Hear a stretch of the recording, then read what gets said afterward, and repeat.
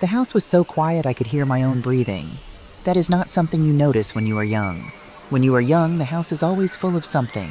The television, the kettle whistling, the sound of shoes on hardwood floors, children calling from other rooms. But at 74, in a house where the lights have been off since 4 in the afternoon, you notice every sound your own body makes. I was sitting in my armchair near the window, the one Harold picked out 31 years ago at a furniture store on Route 9. He had sat in every chair in that store, bouncing slightly, testing the cushions, until I laughed and told him he looked like a man auditioning chairs for a very important job. He said, "Dorothy May, a good chair is not furniture. It is a decision about how you want to spend the rest of your life." I have never stopped loving that man, even after 6 years without him. Outside, the October sky had gone the color of old pewter. The temperature inside the house was 51 degrees. I knew this because the small thermometer on the kitchen wall, the one shaped like a sunflower that my former student Gracie had given me 15 years ago, still worked perfectly. The heater did not. Sandra had said it was unnecessary. "The fall hasn't really set in yet, Dorothy," she had told me 3 weeks ago, standing in my kitchen with her arms crossed and her voice carrying that particular tone, smooth and certain, like a door that has already been locked from the outside. "We'll look at it in November if it's really needed. No point spending money on something you don't need yet." I had nodded. I had become very good at nodding. On the side table next to my chair, there was a box of crackers, the plain kind, the ones that taste like nothing in particular, and a glass of water. This was my dinner. Not because I had forgotten to cook, not because I was unable, but because the envelope Sandra had left me 18 days ago had contained $80, and I had stretched it as far as $80 could go. My name is Dorothy May Hargrove. I am 74 years old. For 38 years, I stood in front of children at Jefferson Elementary and taught them to read, to write, to think carefully, and to ask questions when something did not feel right. I had forgotten, somewhere along the way, to follow my own teaching. I worked my entire life for the pension I receive now. $12,000 every month, deposited reliably on the first of each month, the result of decades of careful service and careful saving. $12,000 is not a fortune, but it is freedom. It is the ability to buy good groceries and keep the heat on and meet your friend Betty for lunch on Thursdays and not have to ask anyone for anything. At least, that is what it used to be. 3 years ago, I fell on the back porch steps. It was nothing dramatic. A wet leaf, a moment of inattention, a sharp pain in my left wrist that turned out to be a hairline fracture. I was in a soft cast for 6 weeks. My son Robert came over every few days, bringing casseroles from Sandra and a worried expression that I found both touching and, in retrospect, something else entirely. "Mom," he said one evening, sitting across from me at this same kitchen table, "Sandra and I have been talking. You shouldn't have to deal with bills and banking when you're recovering. You know she does accounting. It's literally her job. Let us just help manage things for a while, just until you're back on your feet." I remember looking at my son's face. Robert was 44 then. He had his father's jaw and his father's habit of leaning forward slightly when he wanted you to believe something was important. I had known that face his entire life. I had held it in my hands when he was 3 days old. "It's just temporary," he said. Sandra placed a document on the table. She explained it quickly, using words like convenience and authorization, and just in case. She pointed to the line where I should sign. Robert smiled encouragingly. I signed. I did not read it carefully. I trusted my son. I trusted the face I had known for 47 years. That document was a power of attorney for financial matters. I did not know, when I signed it, that temporary would last 3 years. I did not know that I would stop receiving paper bank statements within 2 months, because Sandra had changed the mailing address. I did not know that the online banking login would be changed to an email address I did not control. I did not know that the envelope system would begin. Sandra stopping by once or twice a month, handing me cash in a white envelope, telling me this was my spending money for the period. $50, sometimes $100, once $140, which felt almost generous. I stopped having lunch with Betty on Thursdays. Sandra said it wasn't in the budget. I stopped buying the good coffee I had enjoyed every morning for 20 years. I stopped sending birthday checks to my grandchildren.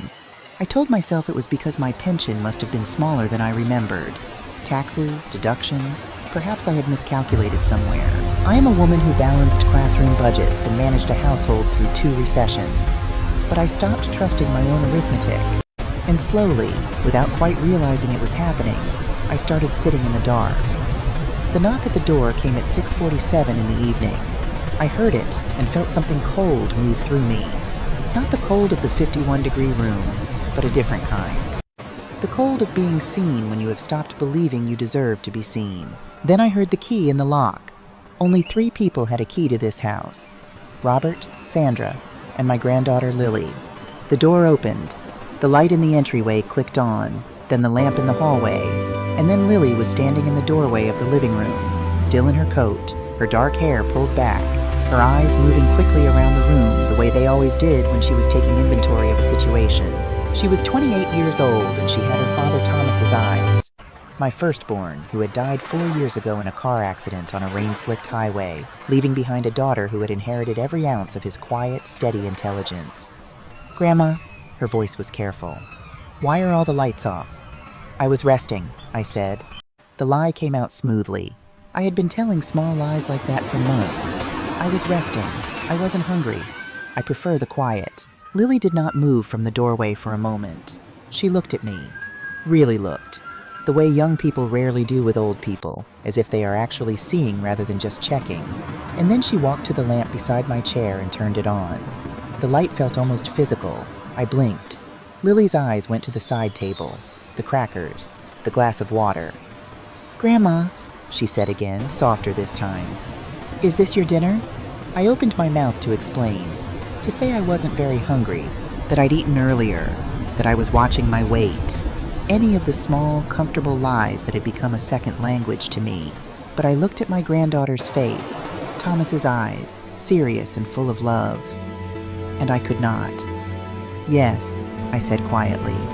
She moved through the house the way I imagine a doctor moves through an examination room, methodical, calm on the outside, taking note of everything. The kitchen first. She opened the refrigerator and stood looking at it for a long moment. 1 partial stick of butter, half a bottle of water, a lemon that had begun to pucker at the edges. She opened the freezer. Empty. She checked the pantry. 4 cans of soup, 2 boxes of crackers, a container of oatmeal.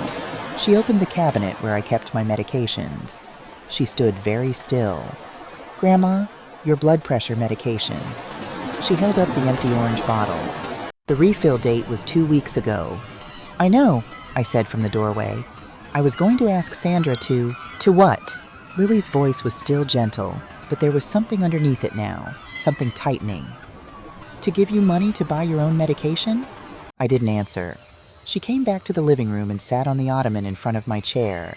She took both my hands in hers the way she had done since she was small. "Grandma, I need you to tell me something, and I need you to tell me honestly." She paused. "How much money do you receive every month?" $12,000, I said. Lily looked at me without blinking. "And when is the last time you saw that money?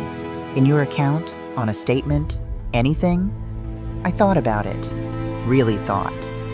"I'm not sure," I admitted. "Sandra handles the statements. She says it's easier." Lily's hands tightened slightly around mine. She took a breath. And then, before she could say anything else, we both heard it. The sound of a key in the front door. Sandra walked in like she owned the place. That is the only way I know how to describe it.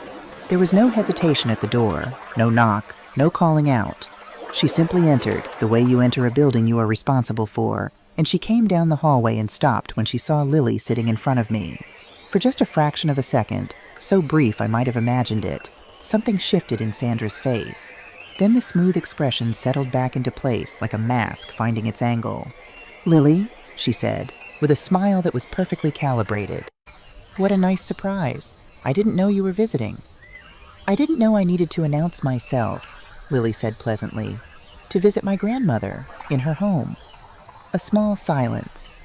Sandra set her purse on the entryway table, my entryway table in my house, and walked toward the kitchen. "I was just stopping by to check on Dorothy, make sure everything's in order." "And is it?" Lily asked. "In order?" Sandra turned on the kitchen light and looked around with the assessing expression I had seen dozens of times over the past 3 years. the expression that said she was cataloging, measuring, deciding. "Of course," she said. "Dorothy is fine. Aren't you, Dorothy?" I looked at Sandra. I looked at Lily. For 3 years, that question, "Aren't you, Dorothy?" had always been followed by my agreement. "Yes, fine. Everything is fine." "I'm not sure," I said. Sandra's eyes came to me with an attention that felt nothing like warmth. "Grandma told me she receives $12,000 a month," Lily said, still in that pleasant, even tone. "And I'm looking at an empty refrigerator and an empty pill bottle and a box of crackers. So I'd like to understand the gap." "I handle Dorothy's finances," Sandra said. "She signed over authorization 3 years ago. She was recovering from an injury and needed support. We structured things for her benefit. Bills paid automatically, investments managed properly, a cash allowance for day-to-day needs." "An allowance," Lily repeated. "It's a practical system. She's 74 years old. She's not a child on an allowance." Lily stood up slowly. "I'd like to see her account statements, all of them, for the past 3 years. Sandra's smile did not waver, but it changed. Became something thinner, something with less warmth at the edges. "Those are private financial documents. I'm not going to—" "They're my grandmother's financial documents," Lily said. "She is standing right here. She can ask for them herself." Both of them looked at me. I felt my heart beating very loudly. I felt the familiar pull, the one that said, "Keep the peace, don't cause trouble, let it go." The voice that had been getting louder for 3 years while I had been getting smaller. "I would like to see my statements," I said. The words were quiet, but they were mine. Sandra looked at me for a long moment. Then she said very calmly, "I'll have to pull them together. It will take time. This isn't the right moment." "Then we'll go to the bank," Lily said. "Tomorrow morning, 9 o'clock. "That's not necessary." "I think it is." The two women looked at each other. I watched Sandra's jaw tighten. Just slightly, just enough. "I'll call Robert," Sandra said. "Feel free," Lily replied. Sandra left 10 minutes later without another word about the statements, without any acknowledgement of the empty refrigerator or the missing medication. She simply gathered her purse and walked out, and I heard her car start in the driveway. Lily went immediately to her phone. Within 40 minutes, grocery bags were being carried in from a delivery driver at the front door. She cooked while I sat at the kitchen table and watched. She moved through my kitchen like she remembered every drawer, every cabinet, because she did. She had spent summers here when she was young, following me around, asking me to teach her things. The smell of soup filled the house. Chicken broth, carrots, noodles, simple and warm, and so familiar that my eyes filled before I could stop them. "Why didn't you call me?" Lily asked softly, her back to me, stirring. I watched the steam rising. "Because I thought I was helping Robert," I said. Dee said. "He said the business needed time. He said things were tight. I thought, if my contribution could help him get through a difficult period." "He told you that he was using your money?" "Not exactly." I paused. "He said Sandra was investing it, growing it. He said one day it would be worth much more." Lily turned off the burner and faced me. "Grandma, did you ever see any of these investments? Any statements, any returns, anything?" I thought about it. Truly thought. "No," I said. "Sandra always said they were long-term, that it was complicated to explain." Lily set 2 bowls on the table and sat across from me. She reached out and put her hand over mine. "Tomorrow," she said gently, "we are going to find out exactly what has been happening. Whatever we discover, I want you to know that I am not going anywhere. Whatever it is, we handle it together." I picked up my spoon. My hand was shaking slightly. It did that sometimes now. I steadied it against the bowl. The soup was hot. It was the best thing I had tasted in longer than I could remember. "I taught for 38 years, I said after a moment. "I used to tell my students, the bravest thing you can do is ask a question you're afraid to hear the answer to." Lily smiled. Thomas's smile, quiet and real. "You taught me that," she said. We ate together in the lit kitchen, in the warm house, and for the first time in a very long while, the darkness felt like something that belonged to the past rather than the present. Then my phone buzzed on the counter. Lily saw my face change before I saw the message. She reached over and picked up the phone before I could. She read it, then she read it again. She placed the phone face up on the table between us. The message was from a number I did not recognize. It said 5 words. "Don't go to the bank tomorrow." Lily looked at me. The kitchen was very quiet. "Grandma," she said, and her voice was steady in a way that told me she had made a decision. This just became something bigger than groceries. She picked up the phone and took a screenshot. Outside, the October wind pushed against the windows. Inside, the soup was still warm. I looked at my granddaughter's face, Thomas's eyes, certain and clear, and I felt something I had not felt in 3 years. Not peace, not yet, but the beginning of it. The small, fragile, necessary feeling of a woman who has decided she is done sitting in the dark. I did not sleep that night. Not in the way people mean when they say it casually. Oh, I barely slept. I kept waking up. I lay in my bed in the dark, with my eyes open and my mind moving through every conversation, every signed document, every white envelope, every small moment over the past 3 years when I had accepted an explanation I should have questioned, and I could not make any of it stop. The thermometer on this kitchen wall still read 51 degrees. Lily had found an extra blanket in the hall closet and brought it to me without being asked. I could hear her in the living room, the quiet sound of her moving, the low glow of her laptop screen visible under my bedroom door. She was working. At midnight, for me. I thought about Thomas. I thought about how, when Lily was born, he had called me from the hospital at 2 in the morning, his voice so full of something he couldn't name that he simply said, "Mom, she's here. She's perfect." I thought about how I had driven to that hospital in my robe and slippers and held that baby girl and known, with the certainty you only feel a few times in a life, that she would be extraordinary. I had not imagined that extraordinary would look like this. A 28-year-old woman sitting in my living room at midnight, pulling apart 3 years of financial records by lamplight because her grandmother had forgotten how to ask questions. Around 2 in the morning, she knocked softly on my door. "Grandma, are you awake?" "Yes." She came in and sat on the edge of the bed. In the low light, she looked young and serious at the same time, the way Thomas had always looked when he was working through something important. "I didn't want to wait until morning to tell you," she said. "I called a friend of mine tonight. He works in corporate compliance. He helps companies audit their financial records. I asked him to pull whatever he could find on Robert's business." I sat up slowly. "And?" Lily folded her hands in her lap. Hargrove Property Solutions, LLC was registered 3 years ago, same month you signed the power of attorney. The timing of that landed quietly, like a stone dropped into still water. "The company has filed tax returns showing almost no revenue for 2 consecutive years," she continued. "There are 4 active lawsuits from unpaid contractors, and there are liens, multiple liens, filed against the business." "How much?" I asked. My voice was steadier than I expected. "The liens my friend could access total over $400,000. The number sat between us in the dim room. "Robert told me 200, I said slowly. "Yesterday on the phone. He said the company had debt, but he said 200,000. Lily looked at me carefully. "He told you about part of it." I pulled the blanket tighter around my shoulders. Outside, the wind had picked up. I could hear it moving through the oak tree Harold had planted in the backyard 22 years ago. The one he said would outlast both of us, and he had been right about that, as he was right about most things. "Who is Gerald Whitfield?" I asked. Lily's expression shifted. Not surprise exactly, but a kind of careful attention. "Why do you know that name?" "I don't know it," I said. "I found a business card 3 months ago, wedged between the cushions of the living room sofa. I thought it belonged to Robert, and I set it on the entryway table, and Sandra picked it up when she came by. I forgot about it until tonight." Lily reached into the pocket of her sweatshirt and placed her phone on the bed between us, screen facing up. There was a photograph of a news article on it. Local paper, dated 2021.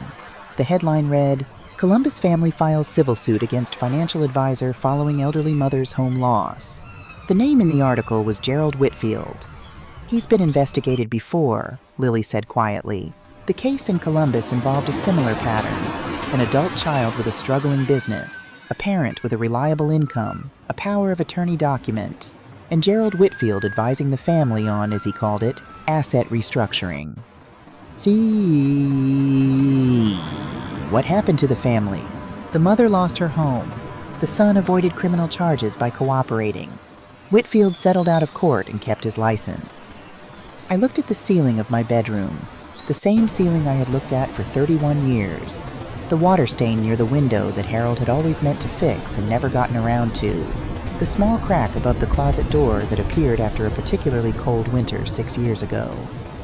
"He was here," I said. "Gerald Whitfield was in this house." Lily went very still. "When?" 8 months ago. Robert brought him by. He introduced him as a consultant. He said Whitfield was advising on renovation estimates, the possibility of updating the kitchen, maybe adding insulation. I paused. He walked through most of the downstairs. He was very pleasant. He shook my hand when he left. Lily was quiet for a moment. When she spoke, her voice was controlled and precise.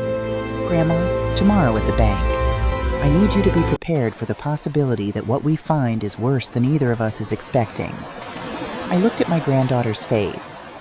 "I spent 38 years, I said, preparing children for things that were harder than they expected. I think I can manage." She almost smiled. "I know you can." She leaned over and kissed my forehead, the way I had kissed hers 1,000 times when she was small. And then she went back to the living room, and I lay in the dark, and eventually, somewhere near 4 in the morning, I slept. The First National Bank branch on Callaway Avenue opened at 9 o'clock. Lily and I were in the parking lot at 8:45. The morning was cold and bright, the kind of October morning that looks warmer than it is, the sky a hard clear blue. I wore my good coat, the gray wool one Harold had given me for our 35th anniversary, because I had decided the night before that I was going to walk into that bank looking like exactly what I was, a woman who knew her own worth. Lily held the door for me. The lobby was warm and smelled of coffee and carpet, and the particular quiet efficiency of a place where serious things happen in ordinary ways. At the front desk, Lily spoke clearly. "My grandmother is the primary account holder on a pension account with this branch. She'd like to review her complete account history and speak with the branch manager." The young man at the desk nodded and asked for identification. I handed over my driver's license. My hands were steady. We waited 12 minutes. Then a woman at the desk led us to a glass-walled office near the back of the branch.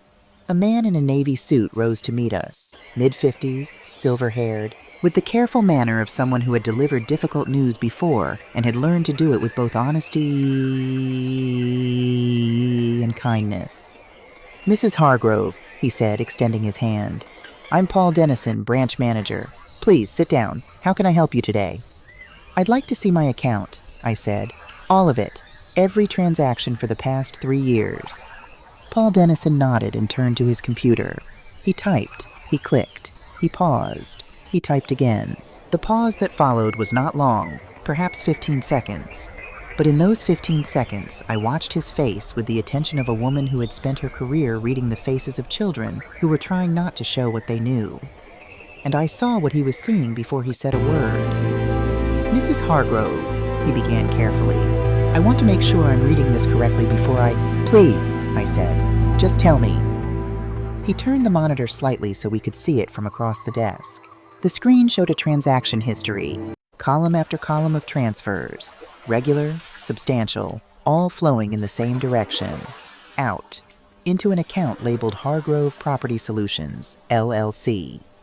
"Over the past 36 months, Paul Dennison said slowly, there have been systematic transfers from your pension account to an external business account. The total transferred is," he paused, $289,000. Lily made a sound that was not quite a word. I did not make any sound at all. "And the current balance?" Lily asked, her voice tight and precise. Paul Dennison looked at the screen, then at me, then back at the screen. $94. The room was very quiet. I had been a teacher for 38 years. I understood numbers. I understood what 36 months of $12,000 deposits looked like. $432,000 deposited, and $94 remaining. I understood what this difference between those two figures meant. "Under what authorization were these transfers made?" Lily asked. "There is a power of attorney document on file," Paul Dennison said, "granting financial management authority to Sandra Hargrove," Lily said. "Yes. And the transfers? Were there any flags? Any review?" Paul Dennison shifted slightly in his chair. There were internal notes generated when the transfer volume reached certain thresholds. However, the documentation provided indicated these were family-authorized structured investments. Without a complaint or a legal flag, the branch processed them according to the authorization on file. "We are filing a formal review," Lily said. "Today, right now." "Of course," Paul Dennison said quietly. He reached for a form, and then I noticed something else on the screen. A notation I had not seen before. A small reference number attached to a document filed 6 weeks ago. "What is that?" I asked, pointing. Paul Dennison looked at where I was pointing. He clicked on the notation. He read, and I watched his face change again, the careful professional neutrality becoming something that was not quite neutrality anymore. "Mrs. Hargrove," he said slowly, "there is a lien notification on file, filed 6 weeks ago by a private lending entity called Whitfield Capital Partners." He paused. "The lien is against the property at 4417 Elm Creek Drive." Lily's head turned toward me very slowly. "That's my address," I said. My voice sounded far away. "That's my home." "Yes, ma'am," Paul Dennison said. "It appears your property was listed as collateral for a business loan of $180,000, taken out by Hargrove Property Solutions, LLC. I sat with that sentence for a moment. Let it settle into its full weight. Whitfield Capital Partners. Gerald Whitfield. The man who had walked through my kitchen 8 months ago, shaking my hand, asking about my cabinets. He had not been looking at renovation potential. He had been looking at collateral. He had not only advised Robert on how to use my pension, he had loaned the failing business additional money and taken my home as security for that loan. He was making money on both ends, taking a fee for his advice while also charging interest on a loan secured by my property. He built himself into the middle of it, Lily said quietly, more to herself than to us. He's not just a consultant. He's a creditor. He profits whether the business succeeds or fails, because if it fails, he takes the house. Paul Dennison was looking at us both with an expression that had moved past professional concern into something more personal. "Mrs. Hargrove," he said gently, "I want to be direct with you. What I'm seeing in these records raises serious concerns about fiduciary misuse under your power of attorney. If funds were transferred for purposes that did not primarily benefit you, and particularly if your home was pledged as collateral without your informed consent, there are legal remedies available." "We have an attorney," Lily said. "He'll be here within the hour." She had called Frank Holloway at 8 in the morning before we even left the house. I had not known that. She had not told me because she had not wanted me to feel like the situation was already out of control. She had wanted me to walk into that bank as a woman asking questions, not a woman being managed. That was Thomas's daughter. That was the girl I had held in a hospital at 2 in the morning, 31 years ago. "We want to file the formal review," I said to Paul Dennison, "and I want it documented that I did not have full informed understanding of how my funds were being used." Paul Dennison nodded and placed the forms in front of me. I picked up the pen. My hand was steadier than it had been in years. Robert and Sandra arrived at the bank at 10:15. I do not know who called them. Paul Dennison assured us later that it was not anyone from his branch.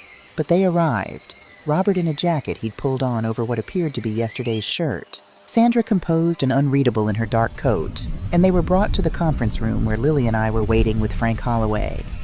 Frank was 63, a compact and plain-spoken man who had practiced financial and elder law in Ohio for 30 years. He had the quality I had always most respected in people. He said exactly what he meant, without flourish, without evasion.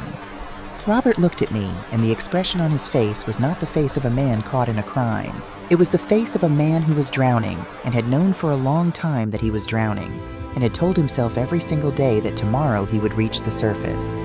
"Mom," he said. Just that. Just my name. "Sit down, Robert," I said. He sat. Sandra sat beside him, very straight, her hands folded on the table. Frank Holloway opened his folder. "The account review has confirmed transfers totaling $289,000 from Mrs. Hargrove's pension account to Hargrove Property Solutions, LLC, over 36 months. Additionally, a private lien has been filed against Mrs. Hargrove's residential property by Whitfield Capital Partners, used as collateral for a $180,000 business loan." Sandra said, "Dorothy signed a power of attorney. which authorizes financial management in the account holder's best interest, Frank said without looking up from his folder. Not in the interest of a third-party business venture. There is a meaningful legal distinction. We were investing for her future, Sandra said. She is 74 years old, Lily said quietly. Her future is now. Silence. I looked at Robert. He was staring at the table. Robert, I said, did you know that Gerald Whitfield is the one holding the lien on my house? That his own company is the creditor? Robert looked up, and what I saw in his face in that moment was something I had not expected. Genuine shock. He turned to Sandra. You told me it was a bank loan, he said slowly. You said the collateral was standard procedure. You never said it was Whitfield. Sandra did not answer. Robert's face changed. The drowning man, I realized, had not known exactly what he had drowned in. He advised you to use her pension, Lily said to Robert, carefully watching his face. And then he loaned you additional money at interest, secured by her home.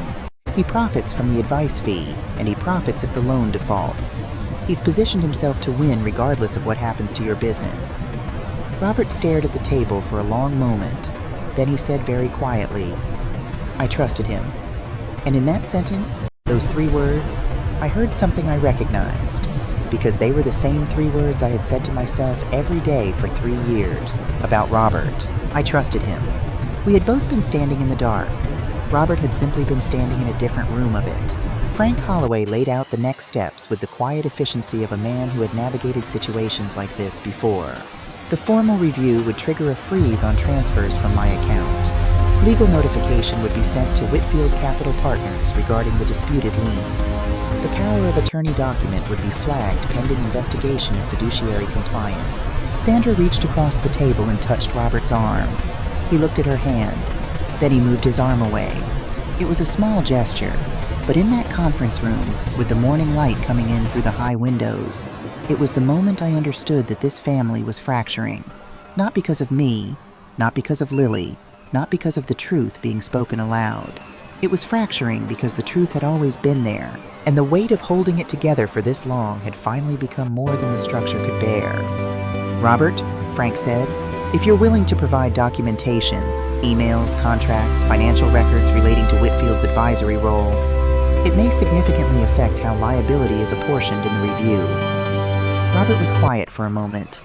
Then he said, I have everything. Every email, every contract, every record.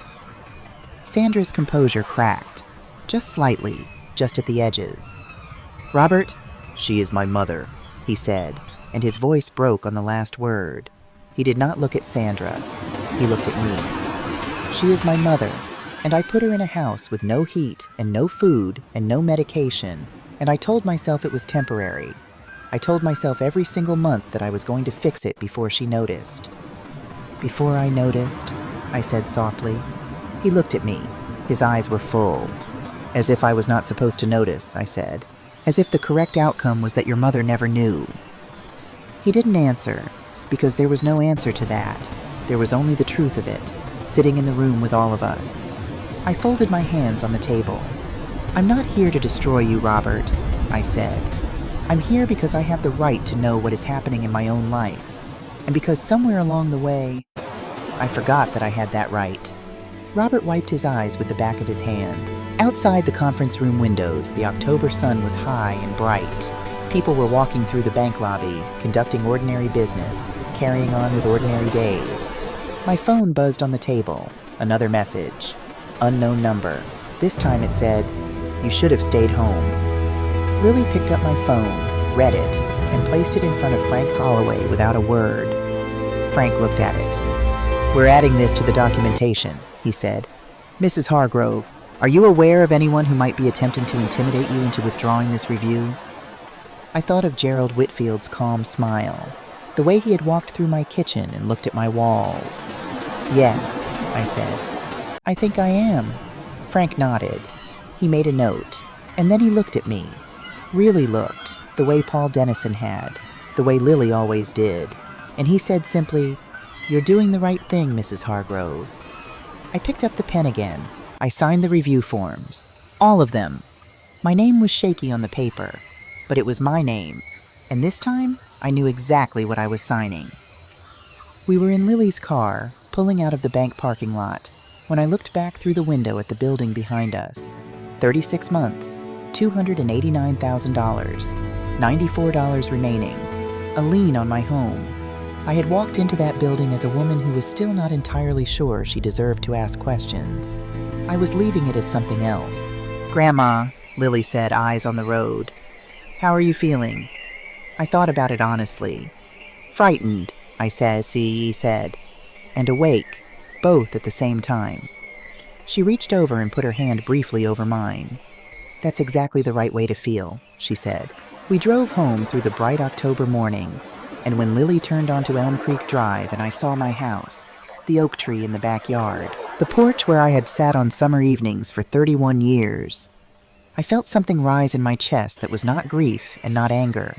It was something closer to what Harold used to call plain determination, the quiet, unglamorous, completely reliable decision to simply keep going.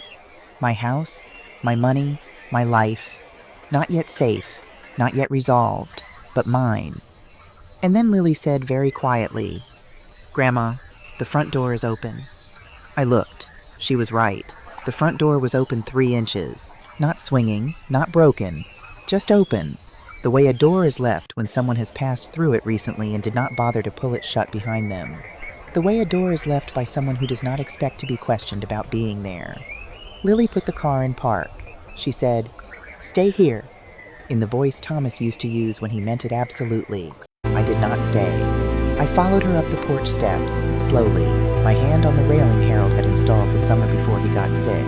Lily pushed the door open fully with her forearm, not touching the handle, and we stood together in the entryway and looked. The living room appeared undisturbed at first. The armchair, the lamp, the side table where just last night there had been a box of crackers and a glass of water. Then I saw the filing cabinet. It stood against the wall beside my small writing desk, a 2-drawer metal cabinet, olive green, that Harold and I had bought at an office supply store the year we refinanced the house. I kept everything in it. 30 years of tax returns, property documents, Harold's death certificate, my pension paperwork, the children's birth certificates. Both drawers were open. Papers were spread across the floor in a fan-shaped pattern, as if someone had pulled out a handful and let them fall without caring where they landed. "Don't touch anything," Lily said. She moved through the room carefully, looking without disturbing. I followed her to the kitchen. Every cabinet was closed, the counters undisturbed. But the drawer beside the stove, the one where I kept a spare set of keys, old instruction manuals, miscellaneous papers, was pulled out and empty. On the kitchen table sat a white envelope. My name was written on it in block letters. Just Dorothy. No last name, no return address. As if whoever left it knew that I would know it was meant for me. Lily took a photograph of it with her phone before she opened it. Inside was a single sheet of paper, 3 sentences, printed in large block letters. "Withdraw the review. Sign the voluntary sale agreement. You will receive 30%. This is the final offer." Lily read it twice. Then she placed it on the table with the deliberate calm of a person who is very angry and is choosing not to be governed by that anger. "We're calling the police," she said. "Yes," I agreed. Officer Dana Pruitt arrived within 20 minutes. She was younger than I expected, mid-30s with short auburn hair and the kind of steady, unhurried manner that I associated with people who had learned early that rushing rarely improved anything. She moved through my house the way Lily had moved through it the night before, carefully, observantly, missing nothing. She checked every point of entry, every window latch, the back door, the basement door. Nothing was broken. Nothing was forced. "No sign of forced entry," she said, standing in the living room with her notepad. "The lock on your front door, is it original to the house?" "We replaced it about 12 years ago," I said. "And who has a key?" I thought about it. "My son Robert, his wife Sandra, my granddaughter Lily." I paused. "And one other person." Officer Pruitt looked at me. "8 months ago," I said. "A man named Gerald Whitfield came to this house. My son brought him. He said Whitfield was a renovation consultant. Whitfield walked through the downstairs for about 20 minutes. I paused. He was alone in the entryway for several minutes while Robert and I were in the kitchen. My spare key was in the drawer beside the stove." Officer Pruitt wrote carefully. And you believe he may have copied it at that time? I believe it is possible, I said. Do you have documentation connecting this individual to your financial situation? Our attorney does, Lily said. She gave Officer Pruitt Frank Holloway's name and number and provided screenshots of both threatening text messages. Officer Pruitt looked at the messages for a long moment. Mrs. Hargrove, she said, I want to make sure I understand the full picture. You initiated a formal financial review this morning. Within hours, someone entered your home and left a message telling you to withdraw that review and sell your property. You've received 2 threatening text messages from an unknown number, and you have reason to believe the individual connected to the financial scheme may have had access to your home for several months. Yes, I said, that is the full picture. Officer Pruitt nodded slowly. This is beyond a civil financial matter. I'm going to recommend this be escalated to our financial crimes unit. She looked at me directly. I want you to know what you're describing, the systematic control of an elderly person's finances through deception, the intimidation, the unauthorized entry. These are serious offenses. The fact that it involves family does not make them less serious. I know, I said. She finished taking her report. Before she left, she paused in the doorway and turned back to me. You did the right thing going to the bank today, she said. A lot of people in your situation don't. I had help, I said. I looked at Lily. Officer Pruitt left. Lily changed the locks herself. She had stopped at a hardware store on the way back from the bank, I realized, because she had already anticipated this possibility. She had been 3 steps ahead all along. I sat at the kitchen table and watched her work and thought about Thomas, about how he had raised this girl, quietly and steadily, to be exactly this kind of person, to be the one who bought the locks before she needed them, to be the one who showed up. Lily, I said. She looked up from his door. Your father would be so proud of you. She held my gaze for a moment. Then she went back to the lock, and I saw her jaw tighten slightly, not with grief, but with purpose. I know, she said. He'd also say we're not done yet. Frank Holloway called at 7 that evening. Lily put the phone on speaker. We were sitting at the kitchen table again. It had become our command post, our place for difficult conversations, with cups of tea and the remains of a simple dinner Lily had made from the groceries she had ordered the night before. I've had a productive afternoon, Frank said. He sounded like a man who found productivity in places others found only chaos. The Financial Crimes Unit at the Columbus office has been briefed. They're familiar with Gerald Whitfield. He's been on their radar since the 2021 case, but they've been unable to establish a pattern broad enough for federal involvement. Lily leaned toward the phone. And now? Now they have 3 additional accounts to look at. All pension-age account holders. All with adult children who were involved in business ventures. All showing similar transfer patterns over the past 4 years. Frank paused. Dorothy, you are not the only one, but you may be the one who breaks it open. I sat with that for a moment. I thought about the other women, and I was certain most of them were women, because that is how these things tend to work, targeting the people the world has taught to be agreeable, to be helpful, to sign where they are told to sign without making a fuss. I thought about them sitting in their own dark rooms, in their own cold houses, eating whatever was left in their own mostly empty pantries, telling themselves that surely it was temporary, surely it would be explained, surely the people they loved would not have chosen this deliberately. What happens next? I asked. Tomorrow morning, Frank said, Gerald Whitfield will receive formal legal notification that the lien on your property is being disputed and that his financial advisory practices are under review. He will also receive notification that law enforcement has been briefed on the unauthorized entry and the threatening communications. He'll know it came from me, I said. Yes, Frank said simply. He will. A brief silence. Good, I said. They said. Gerald Whitfield arrived at Frank Holloway's office 2 days later. He brought his own attorney, a tall, thin man in an expensive suit who introduced himself with the studied confidence of someone who was accustomed to being the most important person in a room. Gerald himself looked exactly as he had the day he stood in my kitchen. Gray suit, careful smile. The smooth, practiced ease of a man who had spent decades making people feel that they were in capable hands. He looked at me when he entered, and I watched his face recalibrate. The small, involuntary adjustment of a person who had expected an obstacle and found instead a wall. Lily sat to my right. Frank sat across the table. Robert sat at the far end. He had called Frank the previous evening and asked to be present without Sandra, and Frank had agreed. Sandra was not there. She had retained her own attorney 2 days earlier. Gerald's attorney opened with the predictable language. Legitimate advisory services, documented authorization, industry standard asset restructuring, misunderstanding of complex financial instruments. Frank let him finish. Then he opened his folder.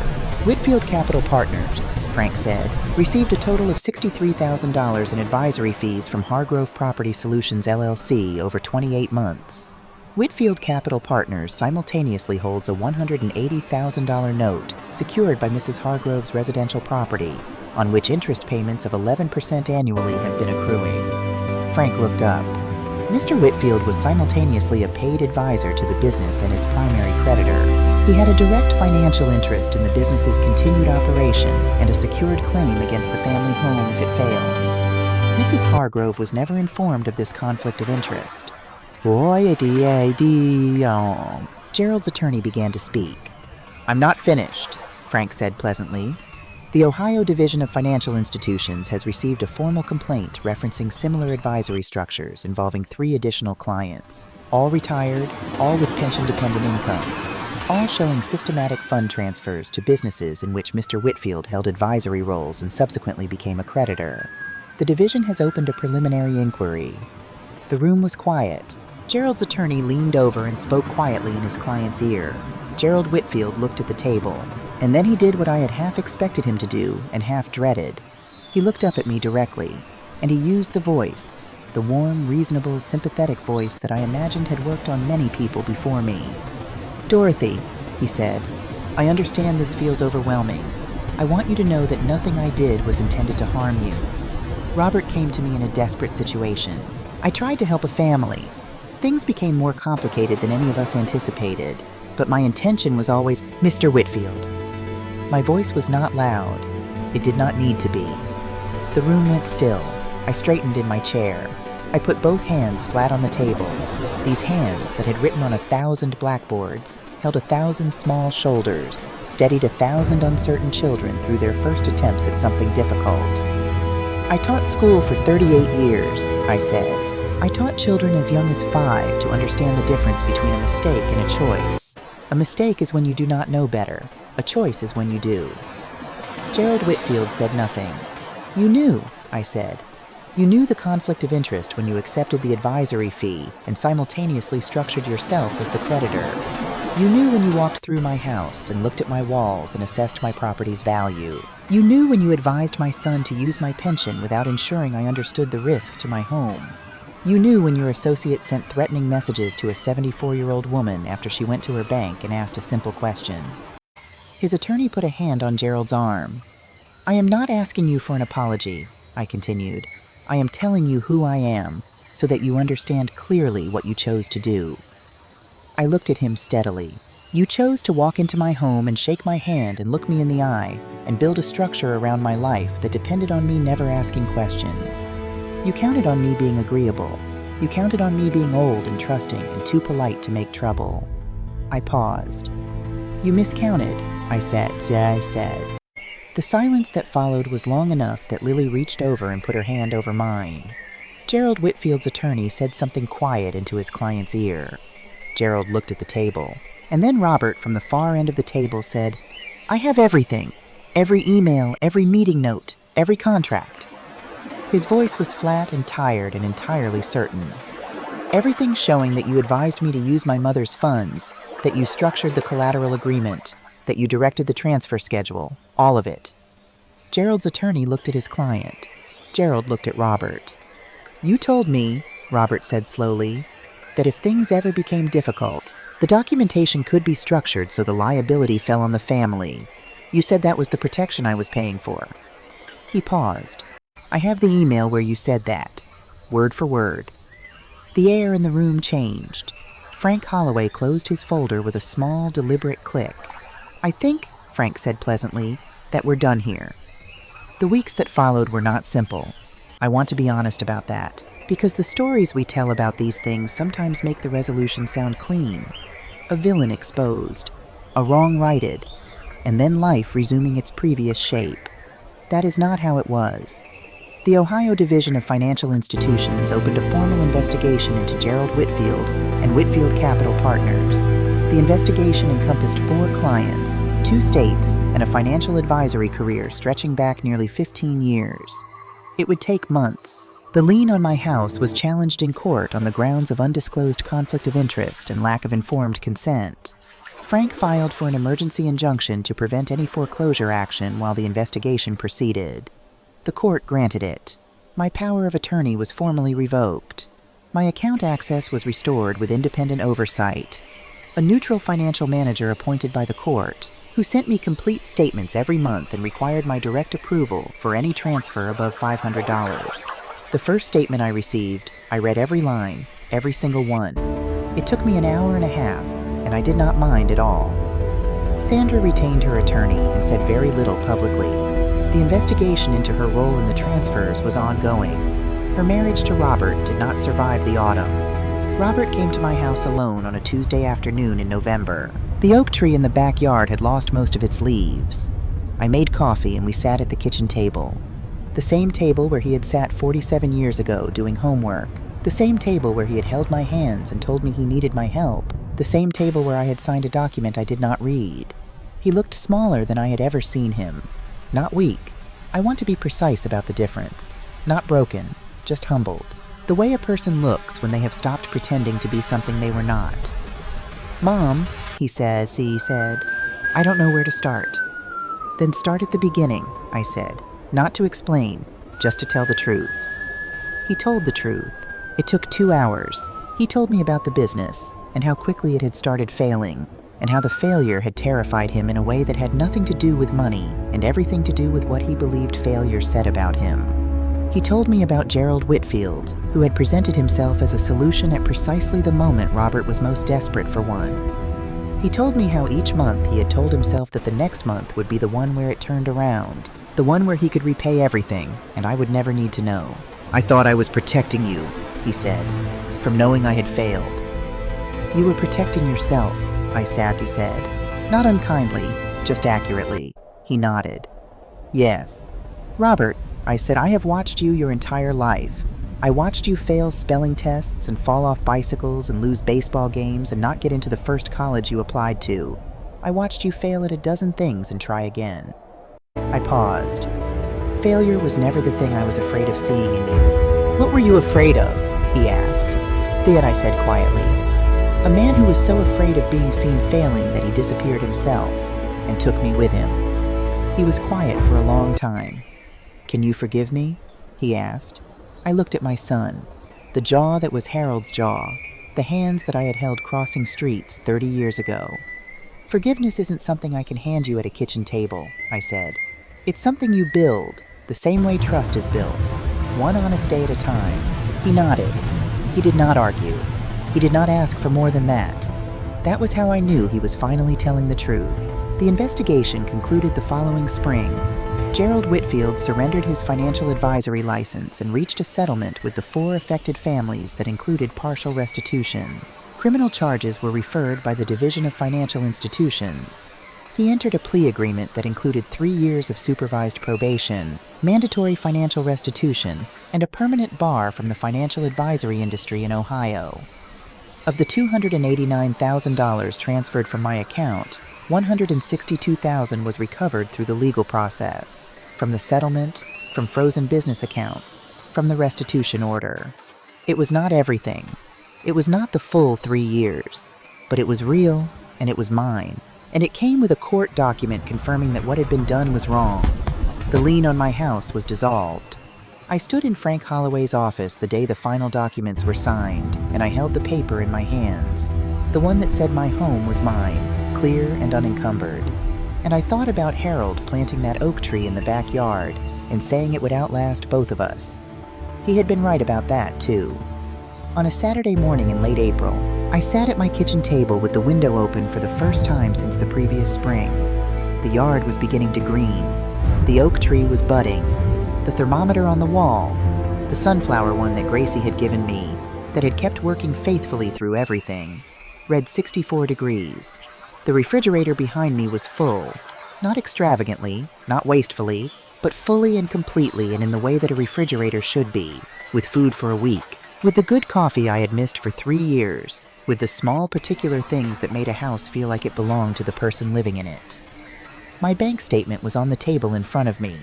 I had read it already, that morning, first thing, the way I had read every statement for the past 6 months. $12,000 deposited on the first. Clear, complete, accounted for. Mine. My phone rang. Video call. Lily's face appeared on the screen, bright and a little windswept. She was outside somewhere, her dark hair moving. "Good morning, Grandma. How are you?" "I'm sitting in my kitchen with the window open," I said. "In my house, drinking good coffee. I'd say that's about as well as a person can be." She laughed. Thomas's laugh.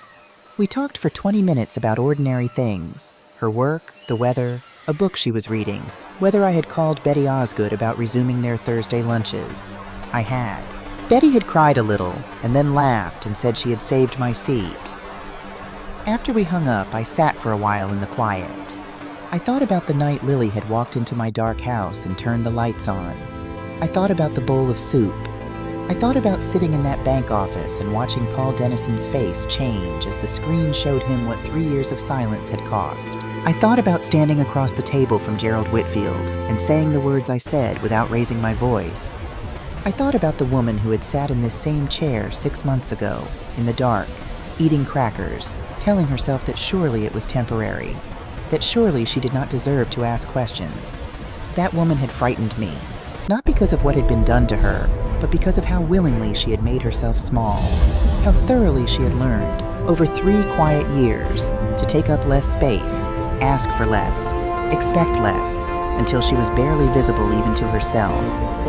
Here is what I know now, that I did not know then, or had forgotten somewhere between the hospital and the armchair and the white envelopes. You do not lose yourself all at once. You lose yourself the way a candle loses its light, not in a single moment, but in a slow, barely perceptible diminishment, each small surrender so reasonable seeming that you do not notice the accumulation, until one day you are sitting in the dark and you cannot quite remember when you last felt warm. And here is what else I know. It takes one person who walks in and turns the light on, not because they are braver than you, but because they love you enough to refuse to pretend the dark is comfortable. One person who asks the question you have stopped asking yourself. One person who says, "I see you." When you have been invisible so long, you have half convinced yourself that invisibility was your own choice. Lily was that person for me, but I was that person too. The moment I said I would like to see my statements, the moment I picked up the pen and signed the review forms, the moment I sat across from Gerald Whitfield and told him who I was, so he would understand clearly what he had chosen to do. Those were my moments. No one could give them to me. No one could take them away. That Thursday, I drove myself to the diner on Callaway Avenue where Betty Osgood had been saving my seat for 6 months. I walked in and she stood up from the corner booth before I had even reached the table and hugged me for a long time without saying anything. And I hugged her back. And the waitress who had known us both for 15 years brought coffee without being asked and said, "Good to have you back, Dorothy."